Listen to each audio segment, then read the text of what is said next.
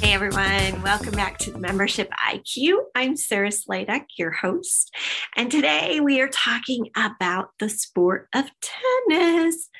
When I was growing up, tennis was my favorite sport. I didn't care that I was sweating in the hot sun on the tennis court, or that my feet were aching from standing on the concrete, or that I was teaching small kids who really didn't want to be at tennis lessons in the first place. I loved tennis and I wanted to play it all the time. And I'm going to talk a little bit of tennis theory in terms of membership theory today and draw a comparison between the two. For starters, let's talk a little bit about member engagement trends.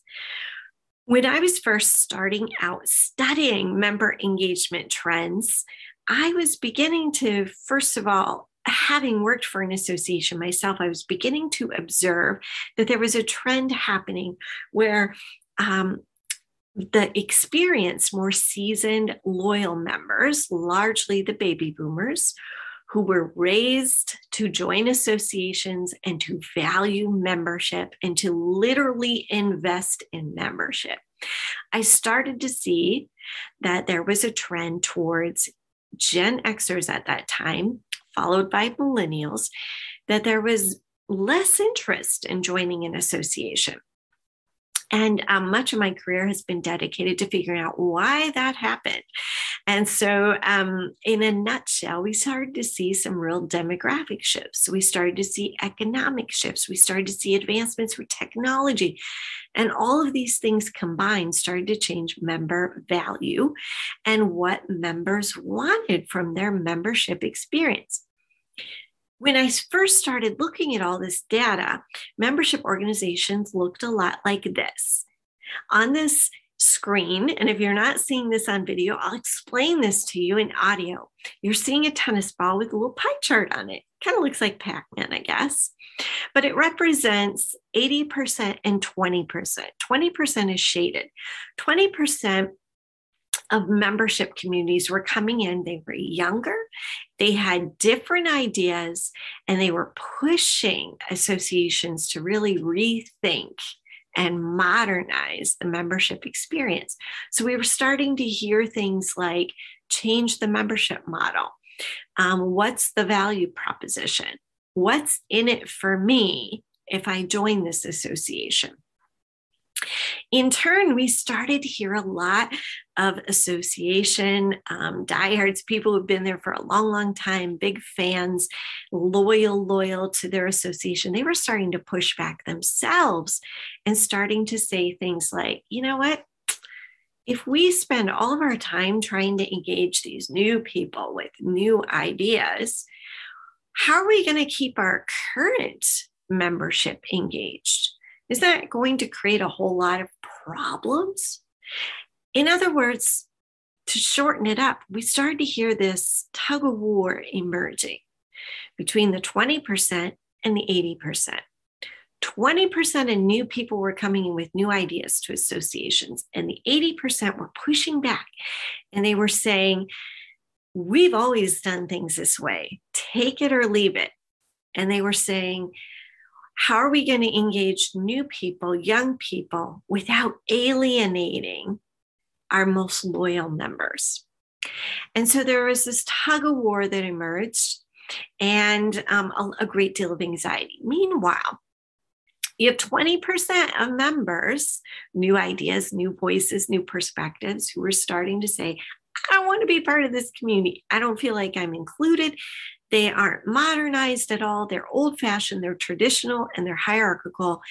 And if they did join the association shortly thereafter, they were either complaining about it or leaving. When it's 80%, 20%, obviously the majority rules.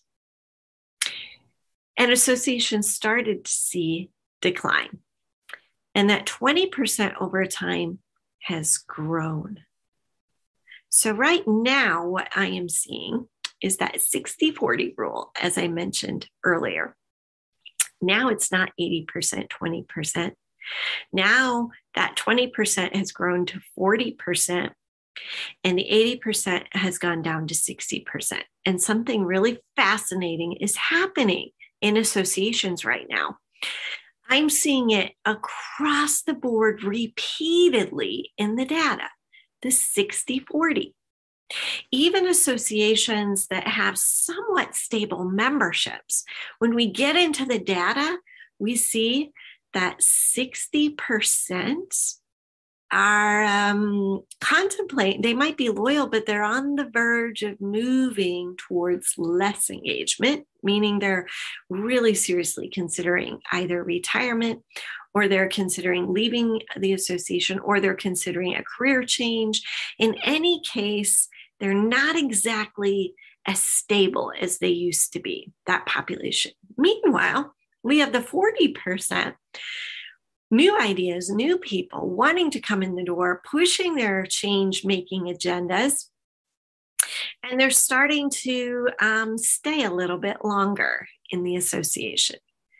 No matter what, there's this tug of war that has just gotten more and more prominent with time. This puts associations into what I refer to as no man's land. Back to that tennis theory. Okay. So in tennis, when you're playing tennis, there are two sections of the court where you will have the advantage.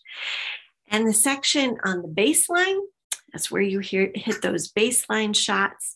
That's where you serve, and you can have power over the entire court. If you're a really good tennis player, you can most likely get to just about any shot on the court from the baseline. You have the power of observation. You can get it. That's a good place to be.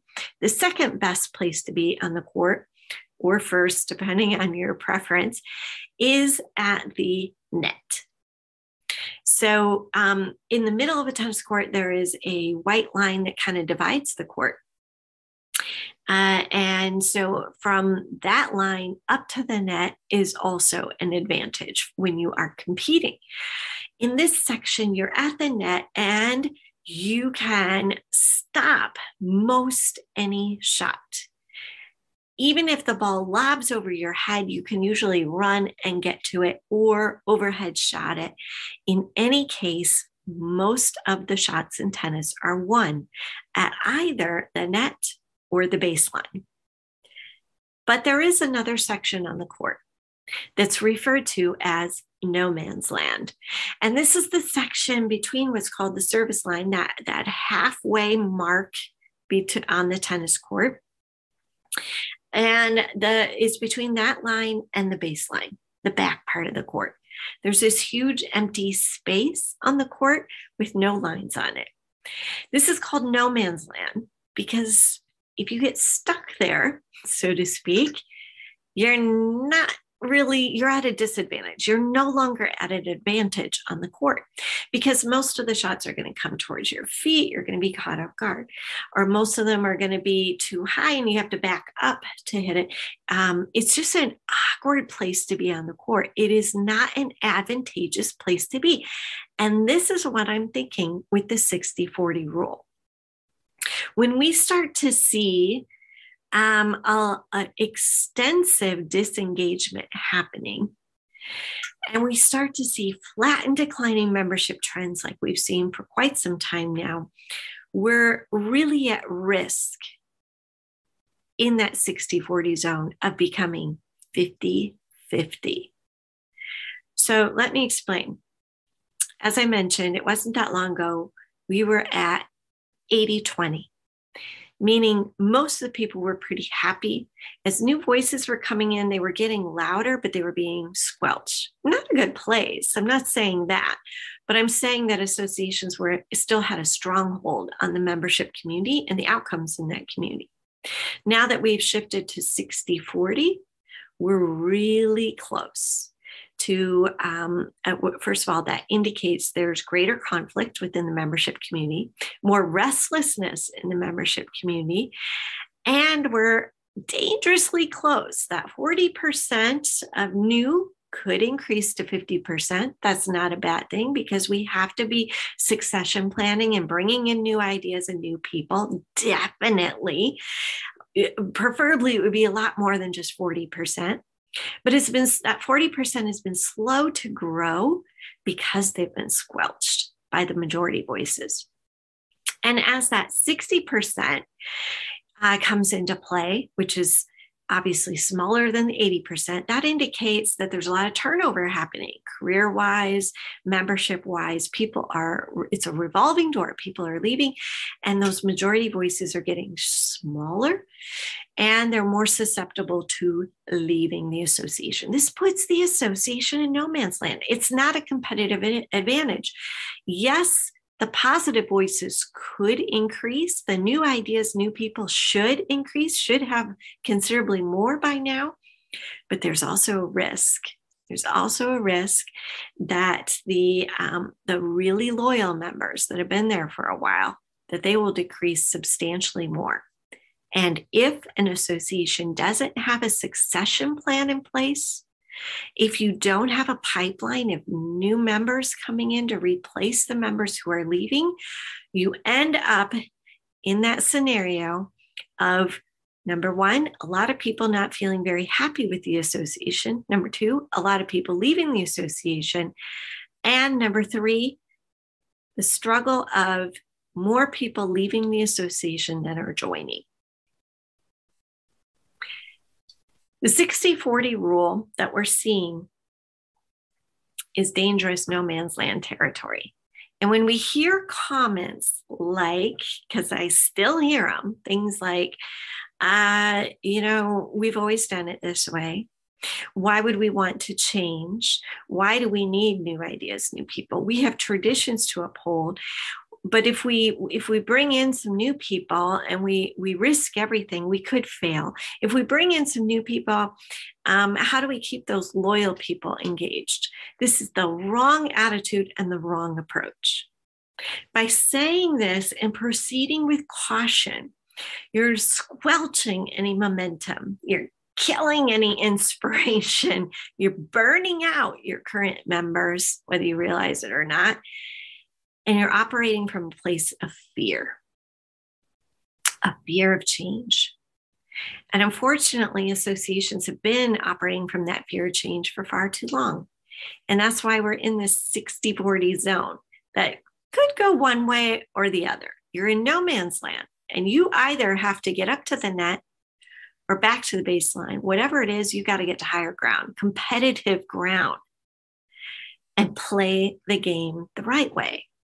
Retain members, build community, be inclusive. We talk about all these things. We say we want change. We say we want inclusion, but all too often, associations are stuck in no man's land. So let's be the player that's competitive in the marketplace right now. Let's move to a place on the court that's advantageous and can carry the association forward. Stop operating from a sense of fear and get back in the game. I'm Sarah Sladek, and thank you so much for tuning in to the Membership IQ. More episodes coming your way very soon. Every week, new episodes. So stay tuned. Thanks.